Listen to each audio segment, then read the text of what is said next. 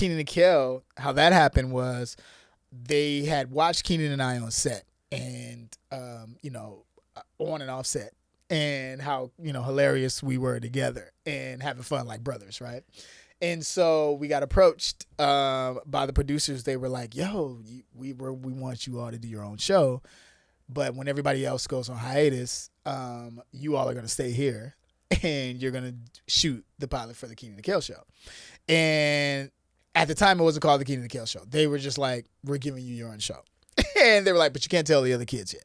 And so that was a whole thing too. So we were just like, okay, what is this gonna be? Oh my goodness! And are you and Kenan freaking out? Oh yeah, we're freaking out. We're like, oh, this is amazing, and we knew that it was going to be something different than all that. So it was going to be those shows that we watched, like Fresh Prince of Bel-Air, Martin, all these different shows. So it was just like, okay, Family Matters, like it's going to be that type of show, and that was cool. I remember we had a meeting. And we all got together, and they were trying to think of the name of what it was going to be. And shout out to Kim Bass, who created the show, and because he doesn't get a lot of credit for that. So shout out to Kim Bass. He created it. He also created Sister Sister as well.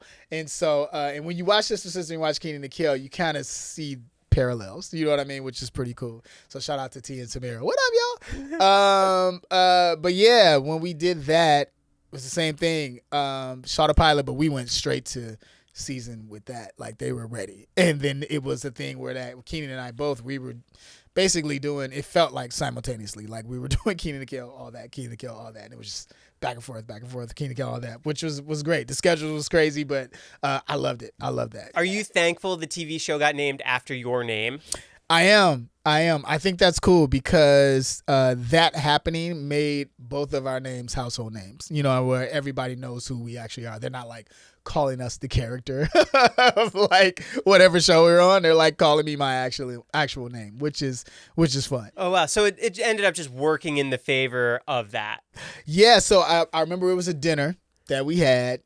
Kim Bass was there, our head writers, all the producers, and Kenan and I, of course. Are you guys 18 at this point? I think we're a little younger than that. Okay. Might have been 17, something like that. But we're a little younger. But we're all together. Everybody's there. And I remember they were like, they've had a paper of different names of the show. And it was just like all these, me and my homie, all these different things. And we were just like, okay. And then someone, I don't know who it was at the time, but someone said just name it after them, like the Kenan and Kel show.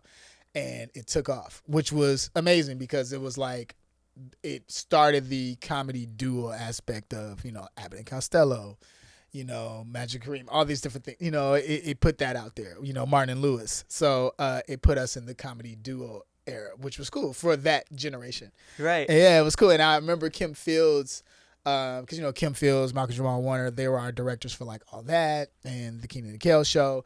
And Kim Fields actually showed us Martin and Lewis in all of their shows. And so because we didn't know like why the curtain was behind us and all this stuff like that. And we were just like, oh, that's an homage to them. Oh, that's so cool. You know what I mean? And so you were paying tribute to them for that? Yeah. With the curtain, with them coming up front, all the stuff that they used to do. I thought that was amazing. And so they showed us that and our minds were just like blown, like to be like, oh, okay, so we're part of this history of comedy duos. We're making, a new generation get into that. So that's been cool. Was the first thing you filmed the intro of the show with Coolio?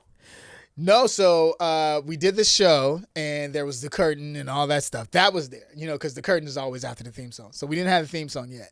And so I remember Coolio had already done all that. And so he was, in a bunch of Good Burger sketches. He would come to set. He's super cool, man. And we had fun with Coolio, obviously. And then I was already doing music because we did the All That soundtrack like around 94, 95. And it was just all the musical guests on one album. And now I love that because I was doing music. And so Ed had been just, take it off, right? And so then it was like, all right, yeah, let's get somebody on the theme song. Let's have them do the theme song. And Coolio was just perfect. The music was crazy around that time, Gangsta's Paradise, all that stuff.